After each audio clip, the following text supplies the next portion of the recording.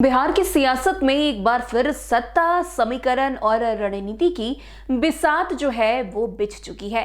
मंत्री पद की शपथ तो हो चुकी है, अब सदन तक पहुंचने की बारी है। बिना किसी सदन का सदस्य बने मंत्री बने दीपक प्रकाश को लेकर अब बड़ा राजनीतिक फैसला सामने आने वाला है।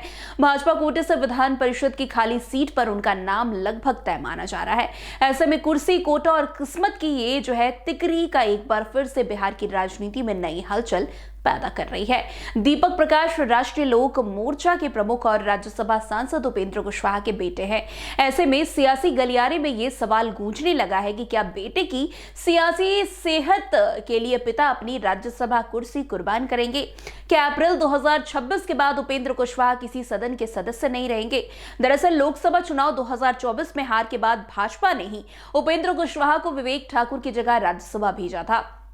उनका कार्यकाल अप्रैल 2026 में खत्म हो रहा है, लेकिन भाजपा सूत्र साफ इशारा कर रहा है कि पार्टी उन्हें रिपीट करने के मूड में नहीं है।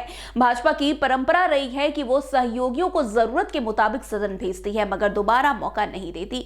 विधानसभा चुनाव 2025 के बाद एनडीए के 4 एमएलसी विधायक बन चुके हैं। ऐसे में विधान परिषद की खाली होती सीटें सियासी सौदेबाजी का मैदान बन गई है। मंगल पांडे की सीट पर दीपक प्रकाश के आने से वो जो है 2030 तक एमएलसी रहेंगे, यानी मंत्री पद पर बने रहने में कोई संवैधानिक अड़चन नहीं होगी।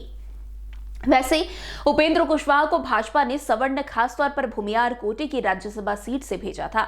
अब विधानसभा में उनकी राजनीतिक हैसियत मजबूत हो चुकी है। ऐसे में भाजपा इस सीट पर किसी अपने जमीनी सवर्ण चेहरे को आगे बढ़ाने की तैयारी में है।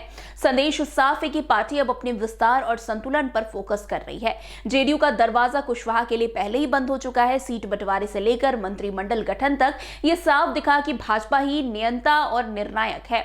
कुशवाहा के पास भी अब भाजपा के अलावा कोई दूसरा सियासी सहारा नहीं बचा है।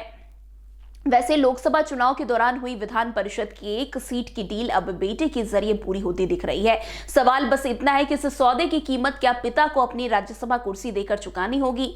बिहार की राजनीति में इसका जवाब वक्त ही देगा, लेकिन फिलहाल सियासी शतरंज में भाजपा ने चाल चल दी है। अब देखना दिलचस्प होगा कि जो है अब उपेंद्र कुशवाहा अपने बेटे के लिए कितना हद तक कुर्बानी करते हुए नजर आते हैं।